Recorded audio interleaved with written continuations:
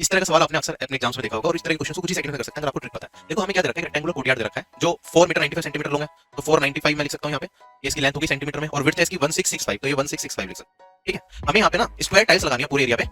हमें बताना कितनी least number of square tiles हमें लगानी पड़ेगी, ठीक है, और वेस्टेज हमें इस तरह के क्वेश्चन में नहीं करनी होती। तो आप कहेंगे सर स्क्वायर टाइल का साइज मैक्सिमम करना पड़ेगा कुछ इस तरीके की मेरे पास स्क्वायर टाइल लगेंगी और ऐसे इधर भी लगेंगी। मान लो स्क्वायर टाइल की डायमेंशन को अगर मैं x मान लेता हूं तो आप कहेंगे सर x क्या करेगा, लेंथ को भी काटना चाहिए और विड्थ को भी काटना चाहिए। ठीक है, तो जनरली इस तरीके से हम कहते हैं तो x क्या हो जाता है, इन दोनों का हमारे पास HCF हो जाता है। तो अगर मेरे को बताना है least number of square tiles कितनी लगेंगी, आप कहेंगे सर पूरा एरिया का निकालूं अगर मैं रेक्टेंगुलर पोर्शन का, तो ये होगा यहाँ पे इतना, और एक स्क्वायर टाइल इनका HCF के बराबर है उसकी लेंथ, तो एरिया निकालूंगा HCF स्क्वायर इनटू मैन, और यहाँ पे n निकालोगे HCF के स्क्वायर से डिवाइड करके। ये तरीका है। इसे अगर मैं डायरेक्ट करने की कोशिश करूं तो डायरेक्ट कैसे करेंगे इसकी ट्रिक, आपको कुछ नहीं करना, बस इन दोनों वैल्यूज का क्या कर लो, रेशियो ले लो। जैसे इन दोनों वैल्यूज का अगर रेशियो ले रहे हैं हम तो 1665 और यहाँ पे मेरे पास 495 है, किससे कटेगा पहले तो आपको दिख रहा है 5 से कट जाएगा, तो तिया और 3, और इसे काटूंगा मैं यहाँ पे तो ये 99 आ जाएगा। अब ये 9 से कट जाएगा, स्मॉल डिजिट 9 से कट रहा है, ये आ जाएगा 37 और ये वाली वैल्यू आ जाएगी 11, आगे कट रहा नहीं कट रहा। लीस्ट फ्रैक्शन में कन्वर्ट करके लीस्ट रेशियो में कन्वर्ट करके आपस में मल्टीप्लाई कर दो, यही आपका आंसर हो जाएगा। 11 into 37 करेंगे तो 7 0 और 4 407 इस क्वेश्चन का आंसर है। 407 टाइम्स हमें जरूरत पड़ेगी इसे पूरे को पेप करने के लिए विदाउट वेस्टेज। क्लियर है, याद रह जाएगा। बेसिकली कांसेप्ट वही, हमने कुछ नहीं किया। देखो HCF का स्क्वायर था, अगर मैं यहाँ पे क्या करूँ HCF से डिवाइड और HCF से डिवाइड कर दूं तो बेसिकली जो इन दोनों इसका और इसका जो कॉमन फैक्टर है वही HCF है, तो कॉमन फैक्टर कट जाएगा जो यहाँ पे हमने काट दिया और डायरेक्टली अपना आंसर निकालेंगे। ये ट्रिक है इसकी, याद रह जाएगा। ये काम आओगे तो डायरेक्टली रेशियो निकालना है, इन दोनों को मल्टीप्लाई कर देना, नंबर ऑफ टाइम्स आपको मिल जाएगी। इस क्वेश्चन का आंसर फटाफट से कमेंट सेक्शन में बताइए क्या आया, देखते हैं कितने लोग सही करते हैं।